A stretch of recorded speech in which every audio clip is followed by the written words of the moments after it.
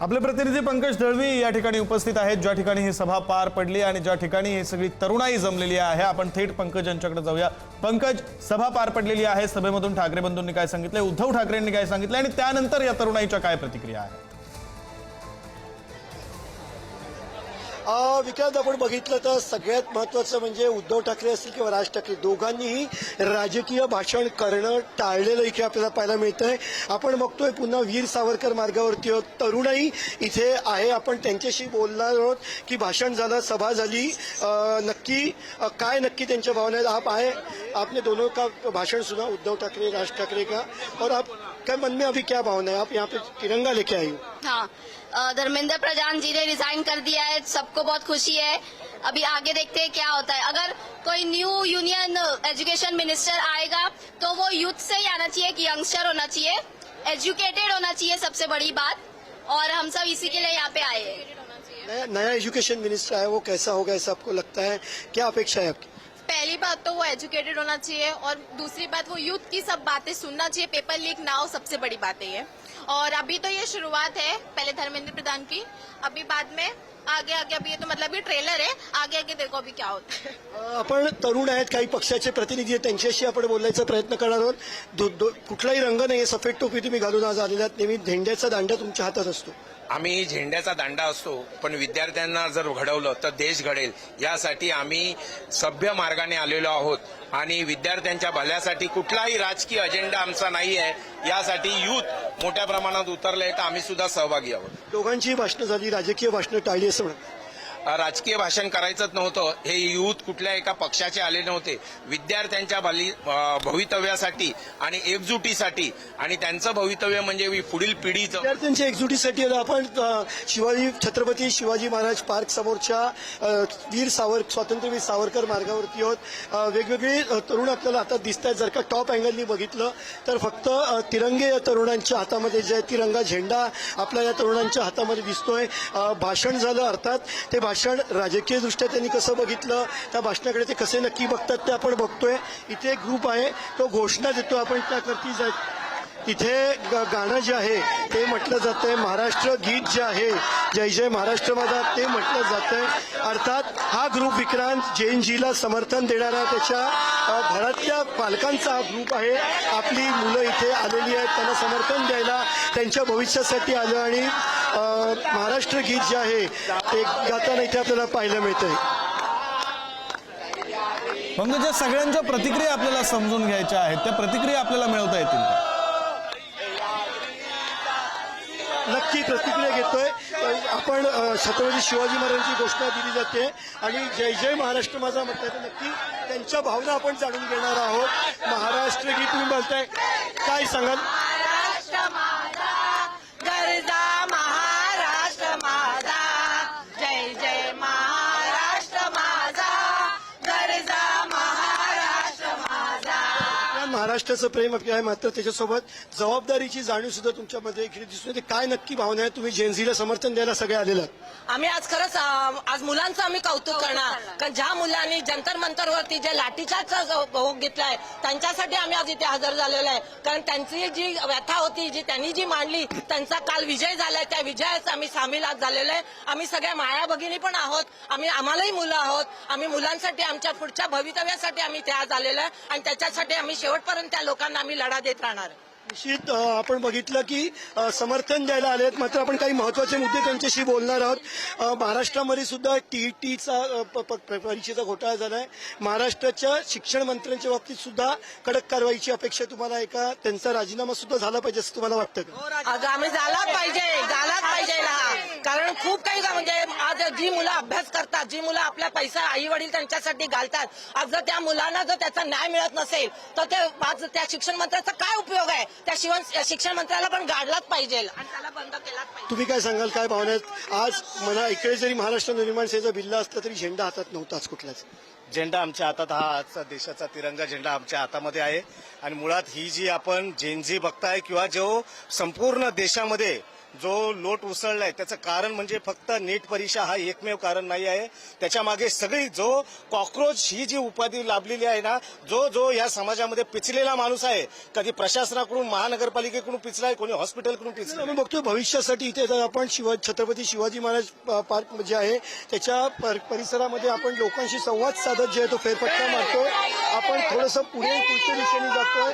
आपण तरुणांशी इथे बोलण्याचा प्रयत्न करणार आहोत आणि नक्की भाषणं झाली.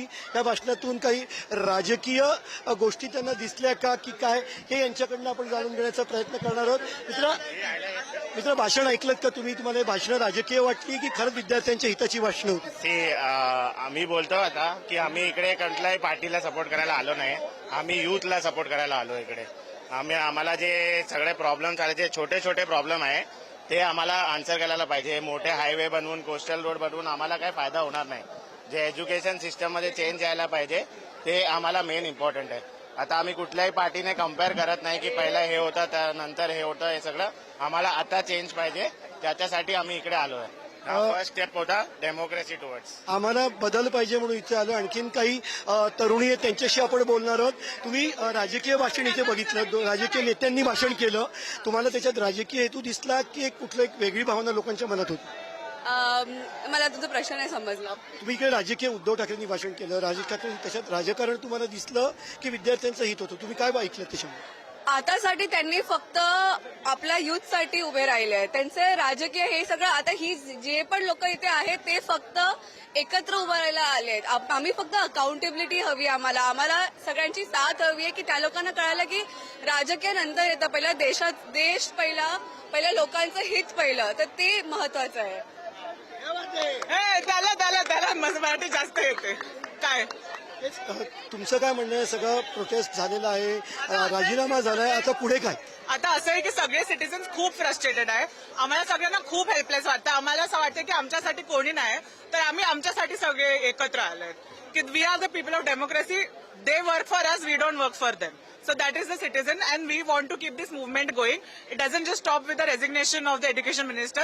Everybody will be held accountable for this. आजच्या वातावरणाबद्दल मी एवढंच सांगू शकते की हा जो तरुण आणि आमच्यासारख्या लोकांचा एक सुंदर मिलाप आहे आणि तो पुढे जाणार आहे. सो जय युथ, जय युथ. मला वाटतं हा जो शिक्षणाचा मुद्दा आहे हा कुठल्या पक्षाचा नाहीये, पण आज 20 विद्यार्थ्यांनी आत्महत्या केल्यात. याच्यापेक्षा त्या धर्मेंद्र प्रधानचा राजीनामा खूप मोठा आहे का? आणि करोडो लोक जे उतरलेत आज मैदानात, यांच्यासाठी तुम्ही राजीनामा देऊ शकत नाही. शिक्षण मंत्री जर जबाबदारी नसतील घेणार तर कोण घेणार मग? तर त्यांना धाक असला पाहिजे की बाबा पहिल्या शिक्षण मंत्र्याला राजीनामा द्यावा लागलाय नीट परीक्षेमुळे, मग तुम्हाला पण तसंच होईल. त्यामुळे ते पहिले नीट परीक्षेकडे सोबत केदार दिघेत आपण त्यांच्याशिवाय आज कुठल्याही पक्षाचा झेंडा न घेत तुम्ही जनजीच्या आंदोलनात सहभागी झाला. 100% हे जे क्रेडिट जातं हे 100% जेनझीला जातं, या विद्यार्थ्यांना जातं. कारण की जो संघर्ष गेले या 25-26 दिवस चाललेला आहे, जे उपोषण चाललेलं आहे, जो 21 विद्यार्थ्यांचा बळी गेला, त्याला खऱ्या अर्थाने न्याय देण्याचं काम या जेनझीने केलेलं आहे. आणि त्यांना सर्व स्तरातनं लोकांनी, सर्व नागरिकांनी जो उत्तम प्रतिसाद दिला, त्याच्यामुळे जे दडपशाहीचं जे राजकारण चाललंय, जे हुकुमशाहीचं चाललंय, त्याला एक चांगल्या पद्धतीत चपराक बसल्यासारखं आहे. निश्चित जेनझीचं आंदोलन आहे, चपराक बसली असं सगळे म्हणतायत. आपण छत्रपती शिवाजी महाराज पार्क समोरच्या रस्त्यावरनं चालत लोकांशी जो आहे तो संवाद साधतोय, त्यांच्याशी बोलण्याचा प्रयत्न करतोय. तरुणांच्या भावना ज्या आहेत त्या जाणून घेण्याचा प्रयत्न जो आहे तो आपण करतोय. आपण बघतोय वेगवेगळ्या ठिकाणी पोस्टर्स आणि होर्डिंग्स घेतलेली जे तरुणी आपल्याला दिसत आहेत. मग राजीनाम्याच्या मागणी असेल, मग नितीन गडकरी यांच्याविषयी इथेनॉलचा विषय जो आहे त्याच्याविषयी राजीनाम्याची मागणी असेल, अशा अनेक मागण्या ज्या आहेत ते इथे करताना दिसत आहेत. अर्थात जेनझी सोबत त्यांचे पालक सुद्धा जे आहेत ते इथे आलेले आहेत. त्यामुळे राजकारण व्यतिरिक्त आंदोलन जे आहे ते इथे उभा करण्याचा प्रयत्न जो आहे तो केला गेलेला आहे. आपण बघतोय अनेक महिला इथे आहेत. एरवी राजकीय पक्षाचं हे असल्यामुळे झेंडे असतात, मात्र आज कुठलाही झेंडा न घेता तरुणाईसाठी हे सगळे रस्त्यावरती उतरले आणि प्रत्येकाच्या मनात काहीतरी त्यांच्या भावना आहेत त्या व्यक्त करण्याचा प्रयत्न करतायत.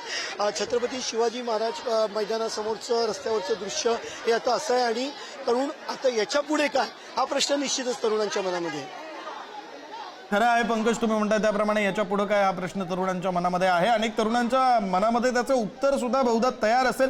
त्याही प्रतिक्रिया आपण समजून घेतोय. पंकज, थोडा वेळ थांबवतो, तुम्ही जोडलेले राहा. दुसरे दृश्य आपण जी पुढारी न्यूजच्या टीव्ही स्क्रीनवर पाहतोय, राज्यातले मंत्री असलेले संजय शिरसाट हे सध्या अभिजित दिपके यांच्या आईवडिलांची भेट घेण्यासाठी पोहोचलेले आहेत. अभिजित दिपके हे संभाजीनगरचे आहेत. त्यांचे आईवडील, त्यांचे पालक हे संभाजीनगरमध्ये असतात आणि संभाजीनगरमध्ये त्यांच्या आईवडिलांची, त्यांच्या पालकांची भेट घेण्यासाठी म्हणून संजय शिरसाट हे पोहोचलेले आहेत. दोन दृश्य आपण पुढारी न्यूजच्या टीव्ही स्क्रीनवर पाहतोय. एकीकडे जल्लोष सभेचं आयोजन जे दादरच्या छत्रपती शिवाजी महाराज पार्क परिसरात करण्यात आलेलं होतं. प्रचंड प्रतिसाद या सभेला मिळाला.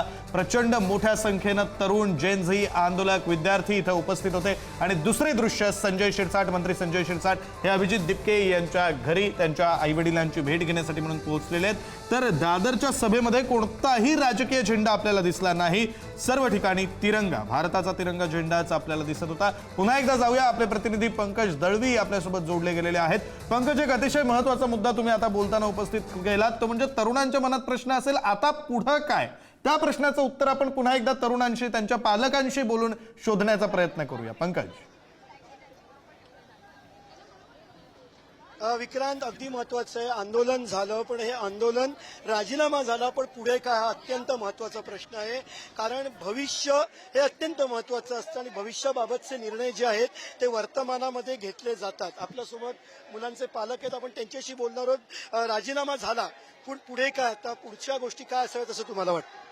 राजीनामा झाला ही खूप सरकारचा, मी तर म्हणेल की सरकार ह्या आजच्या मोर्चाला ऑलरेडी घाबरून गेलेला आहे. त्याच्यामुळे त्याच्या आधीच त्यांनी राजीनामा घेतलेला आहे. दुसरी गोष्ट, आता आमचे विद्यार्थी ते सुटकेचा निश्वास घेतील आणि आता आमची मागणी आहे की जे जखमी झालेले विद्यार्थी आहेत किंवा जे आमची मुलं आहेत त्यांना न्याय मिळावा. अशा गोष्टी पुन्हा या देशात घडता कामा नये. सगळ्यात पहिली मागणी आमची असेल की पेपर फुटी प्रकरणं बंद झाली पाहिजे. पेपर फुटी प्रकरण आपण पुन्हा रस्त्यावरती जो फेरफटका जो आहे तो मारणार आहोत. काही परदेशी जे आहेत ते सहभागी झालेले आपल्याला पाहायला मिळत आहेत. Can you tell something about this agitation? What do you feel about the students' agitation? So, So I feel that I'm really proud that India has such a big youth to be able to speak up. I'm from Germany, and sometimes I wish we could have the strength in our generation there to speak up as a nation. So I'm really happy and I'm excited for the country and I'm proud of. What is your observation? What is your observation about the youth, about this education, about the political current scenario? So I do feel like this whole situation will help. I feel like it will help the change for the country, for their education. Do you feel it will result into it will ends into the change? What was the question? Excuse me. What was the question? This agitation will be resulted into change? Yes, I definitely think this is a big change. I've seen the news. I've seen everybody standing up. The whole country is like all together. It's like one nation, and it's it's so crazy. Do you have some words with Indian Gen Zs? Yes, of course. I think that What they are thinking, and what is their opinion about this agitation? What's their opinion about education? I think that there have been some struggles in the education, and I think it's the one most important thing, and that's why we should stood up, and I'm so excited everybody here stood up. What is the impression of this agitation outside India in your country? The impression, okay, what's the impression outside of India, the education? I don't think people... About this agitation, that agitation is driven by Gen Z. Here in India? Yeah. I think people can... I especially see the change when I meet Gen Z people from India. I've been here all my time, a lot of time. I can definitely see that the Gen Z here is really like ambitious and fierce, and people know what they want and they do what they want, and it's really cool. And I wish my country can also. What is your opinion about the political interference? Political interference. I don't comment about the political stance in India, but I'm really happy how it turned out. I'm really happy to see everybody being like celebrating, and I do think and standing up for themselves, and I do think they will.